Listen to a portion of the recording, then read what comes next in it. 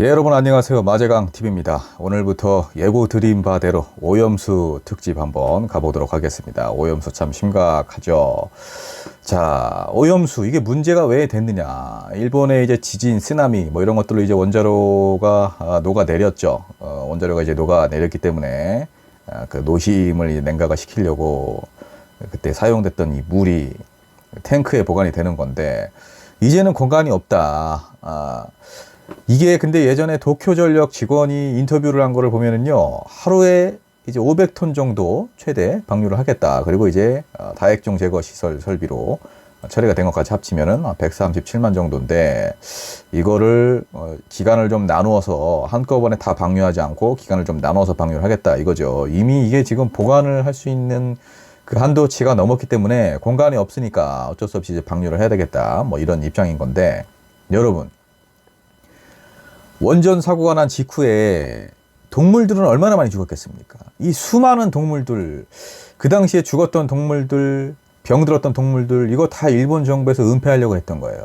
증거를 없애려고 했던 건데, 그 중에서 어떻게 좀 뭐 정말 천운으로 살아남은 동물들을 보살피는 그런 농부 이야기 한번 보신 적이 있을 거예요. 뉴스에서. 예, 그 정도로 일본 정부에서도 지금 여러 가지로 내부적으로 은폐하려고 하는 것도 있었고, 국민들이 좀 반감을 살 만한 그런 반인륜적이거나 혹은 동물권을 저해하는 그런 일들도 좀 많이 벌어졌었는데, 지금 이 도쿄전력은 냉각수를 계속 모으고 있다는 겁니다. 그리고 아까 말씀드렸듯이 이제 137톤 정도 되는 그 오염수를 이제 보관을 하고 있는데, 그거를 바닷물에 희석을 해서 방류를 하겠다. 근데 이것도 뭐 의견이 분분해요. 이제 뭐 무거워서 가라앉는 물질들도 있다. 그래서 우리 해역까지는 도착을 안 할 것이다. 라는 주장도 있고, 200일 정도면은 우리 제주도 해역에 도달을 할 것이다. 라는 주장도 있는데, 이렇게 일단 과학자들의 의견이 서로 엇갈린다는 자체가 문제인 겁니다. 이게 정말 아무 문제가 없으면은 논란의 여지조차 없어야 되는 거예요. 근데 많은 논란을 낳고 있지 않습니까? 그런데 우리 정부는 아무 역할을 하고 있지 않아요. 제가 봤을 때는 이 자국민들이 비판의 목소리를 내거나 야당에서 비판의 목소리를 내면은 그거를 괴담이다 이런 식으로 치부하면서, 뭐 심할 경우에는 이제 허위사실 유포로 처벌을 하겠다 이렇게 국무총리가 직접 나서서 얘기를 할 정도인데, 예, 무서워서 뭐 비판이나 하겠습니까? 방사능을 띤 모든 물질 제거를 할 수가 없습니다. 예를 들면 이제 여러분들 많이 들어보셨을 텐데 삼중수소 같은 경우에는 제거가 안 된다는 거예요. 그러면은 이제 이 삼중수소를 포함을 한 오염수를 방류를 하겠다는 건데, 이미 도쿄전력에서 수산물 관련돼서 조사를 해왔죠. 뭐 예를 들면 이제 물고기 같은 거를 잡아가지고 그 기준치가 방사능 오염 물질 기준치가 이제 넘는지 안 넘는지 조사를 한 건데, 이미 세슘이라든지 뭐 이런 것들 여러분들이 잘 아시는 우럭에서 많이 나왔다 이렇게 이제 뉴스가 보도된 바가 있어요. 자기네들이 자체적으로 조사한 것에도 지금 이렇게 오염 물질이 아주 덕지덕지 붙어서 나오는 상황에서 무슨 오염수를 방류하겠다고 이렇게 하는 건지 이해가 되지가 않고, 이게 지금 일본 정부에서는 물을 섞어서 희석을 할 거기 때문에, 그리고 이제 30년에 나눠서 방류를 할 거기 때문에 대부분 태평양에 가서 섞일 거다 이러는데, 태평양 인접 국가들은 무슨 죄입니까? 이거는 우리나라의 이익만 놓고 판단할 게 아니라 우리가 이 전 지구적인 차원에서 세계의 환경 오염을 생각을 하더라도 방류는 반드시 막아야 된다 라고 이제 많은 사람들이 얘기를 하는 거고,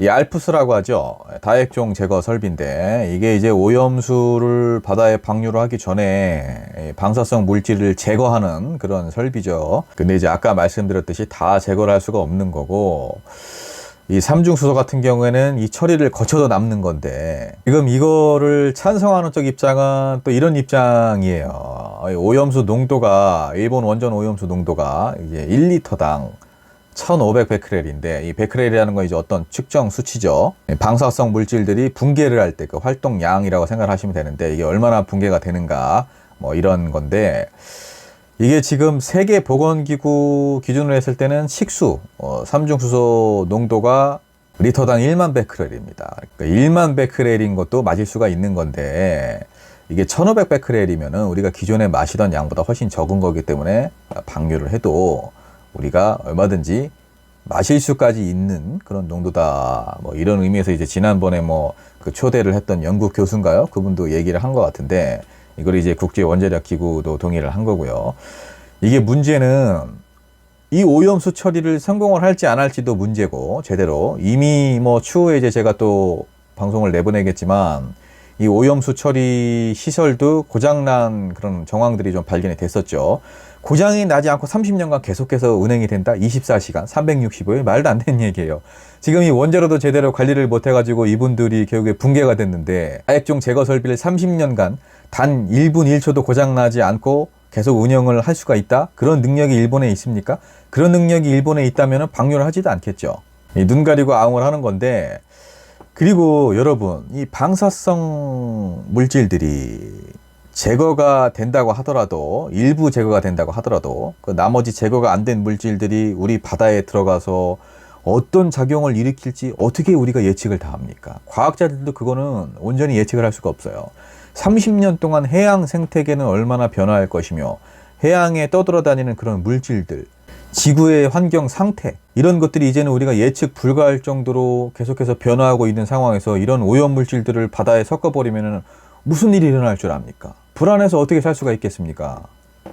특히나 이제 이 전문가들이 얘기하는 것 중에 뭐 예를 들면 이제 스토론튬 같은 경우에는 칼슘을 따라서 인체에 좀 축적이 될 수가 있다. 뼈에 이제 축적이 되겠죠. 그러면 뭐 조개라든지 여러분들 홍합, 거북이 등껍질 같은 이런 해양 생물들의 껍질에 축적이 될 수가 있는 건데, 그런 것들이 과연 우리 인간이 먹지 않을 수 있을까?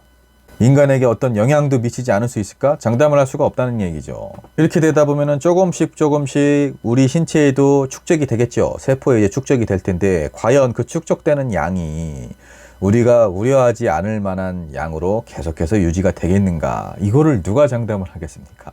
장담 아무도 못해요. 과학자들도 그냥 지금 방류되는 수치, 지금 당장 조사한 수치로만 갖고 판단하는 거지 10년, 20년, 30년 앞을 내다보지 못하고 있는 상황입니다. 지금 이런 주장들을, 제가 전문가도 아니에요. 저는 이제 사회복지 전공자지 이게 뭐 환경 전문가가 아닌데, 그럼에도 불구하고 조금만 공부를 하면 알 수 있는 이 내용들을 정부에서 아무런 항의조차 하고 있지 않다는 게 문제입니다. 지금 우리 국민의 안전이 위협받는 이런 중차대한 일인데 정부에서는 나 몰라라 손을 놓고 있는 상황. 과학적으로 문제가 없으면 괜찮은 거 아니냐. 학자들조차 이렇게 의견이 분분한 상황에서 이런 정말 말 같지도 않은 행동을 하는 것에 제가 분개해서 이렇게 다시 나오게 됐는데, 참 여러분들, 이거는 정말 우리가 결사반대를 해야 된다. 이 정치적으로 자꾸 몰고 가려고 하는 것, 그것조차 국민의힘과 정부에서 정치적인 프레임을 오히려 그분들은 민주당에서 씌운다고 하는데 그분들이 씌우는 거예요.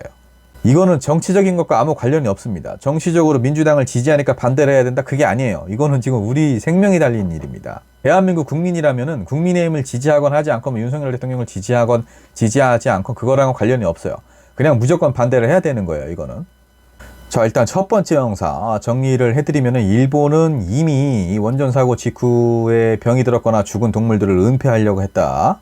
그리고 일본 내부에서도 반대의 목소리가 분명히 나오고 있고요. 오염수 방류 관련해서. 그리고 일본은 이미 이 원자력 발전소를 제대로 관리를 못했기 때문에, 이분들이 물론 뭐 자연재해와 겹치고 뭐 이런 여러 가지 악조건들이 있다고 하더라도 이분들이 이미 이 녹아내린 이 붕괴를 겪은 건데, 이 다액종 제거 설비를 고장을 내지 않고 30년간 운영을 할 정도의 그런 능력이 되는가에 대해서 의구심을 충분히 가져볼 만한 일이고, 그리고 도쿄전력에서 이미 자체적인 조사를 해온 결과 이미 수산물들에서 기준치를 넘는 방사능 물질이 발견이 됐다. 이건 굉장히 위험하다.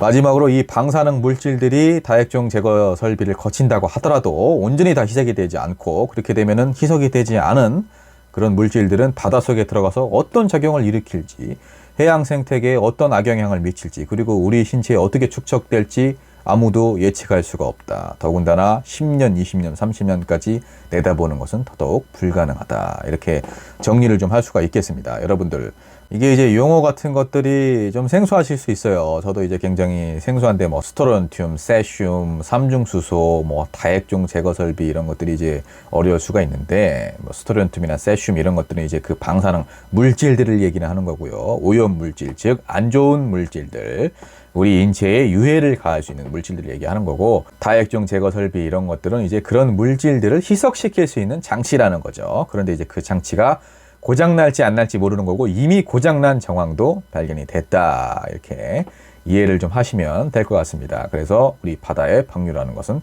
굉장히 위험한 일이다. 그 누구도 우리의 안전을 장담할 수 없다. 이렇게 생각을 하시면 될 것 같습니다. 이렇게 유튜브로 제가 반대 목소리를 좀 내고 있는데 이미 현장에서 우리 당원 동지들, 시민들 오염수 방류 관련해서 이제 결사 반대를 하고 계신 분들 계실 거예요. 날씨가 더운데 힘내시고 저도 여러분들 유튜브에서라도 힘을 보태도록 하겠습니다.